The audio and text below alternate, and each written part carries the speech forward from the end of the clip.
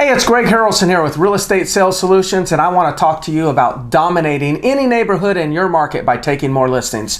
Before we get started, I think it's important to define domination. And what do I mean? What's the context of that word in respects to today's video? And when I say domination, I mean take 20% or more, 20% plus market share for any neighborhood. If you just follow the things that we're actually going to share with you today. And then of course, if you want more information about taking listings, you got to check out Agent Success Academy. That is our coaching company under Real Estate Sales Solutions, where we're teaching people how to take more listings. And we've got plenty of people taking listings at 15 listings a month or more consistently month after month. But let's talk about domination and dominating a neighborhood.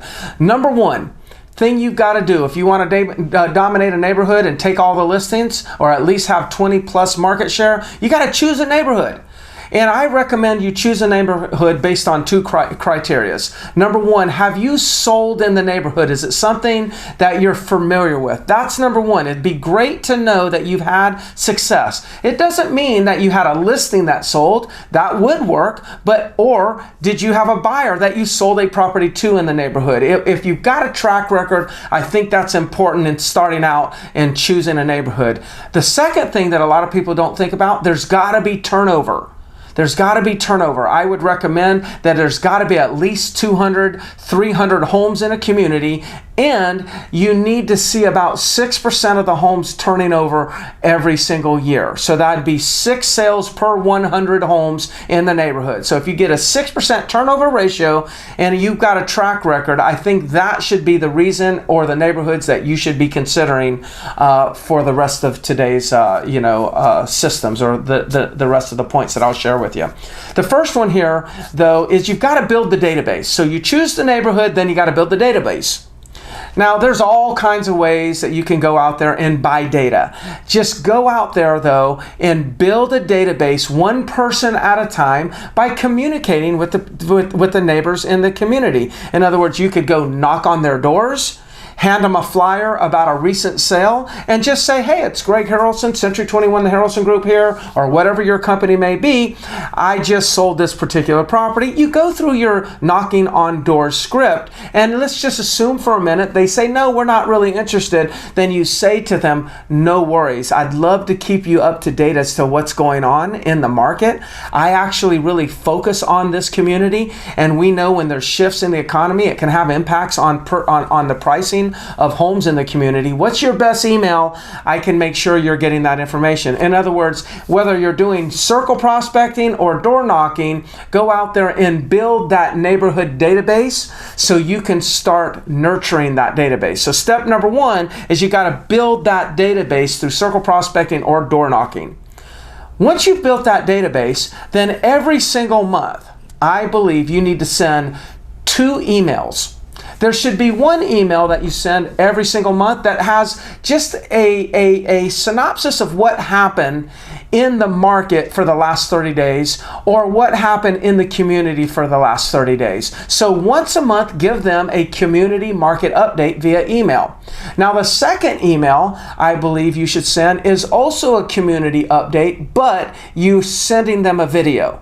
So you got those that will read the data, or those that will watch your video. And then in that video, all you're doing is talking about what's going on in the market. An example could be, hey, my name's Greg Harrelson here with XYZ Company. I just wanted to give you our community update. Name the community, our named community update.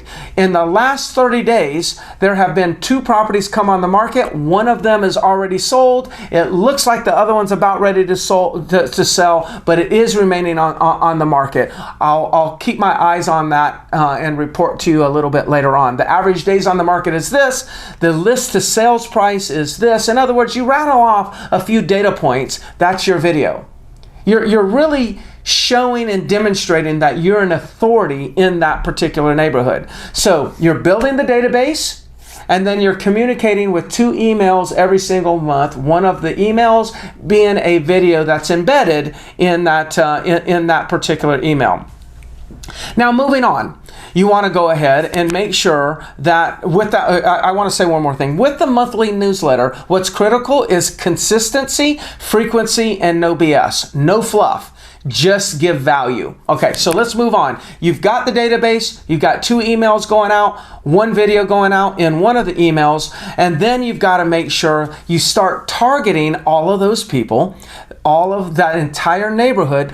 Target them on social media. In other words, go to social media and make sure that you're uploading that database, and then you're posting ads or boosting posts that only the owners of that neighborhood's going to see. You can actually do that on Facebook. And when you say, well, what would I post? Post the video that you just did. The video that you sent them in the newsletter, you take that video, make sure it's on YouTube because you want to leverage YouTube, and then also post that video on your social media so all of those people can see it. Now, not all of them will be on social media, but a lot of them will be. Now they're going to make a connection. Wow, this is the person that I talked to that one day knocked on my door. And they've been sending me these great newsletters every single month. And now, gosh, there's the video. Oh, I saw that video. There's that real estate agent again. You see how they're starting to see me everywhere? I called them or knocked on their door. They saw me there in person. They saw me in their email. They saw me on video. They see me on Facebook or Instagram. They're starting to see me everywhere. And everywhere they see me talking about their neighborhood. Again, hammering in to their subconscious mind that I am the agent that knows everything about that particular neighborhood. Now, you also want to use automation. Maybe you have a CRM, Real Geeks or something like that. If you do, then put them in your CRM and make sure that you use technology to send them a CMA every single month. Now you got a CMA going out, newsletters going out, videos going out. They see you on social media. You only had to make 1 video, but you get to use it in multiple areas. 3 areas if you include YouTube.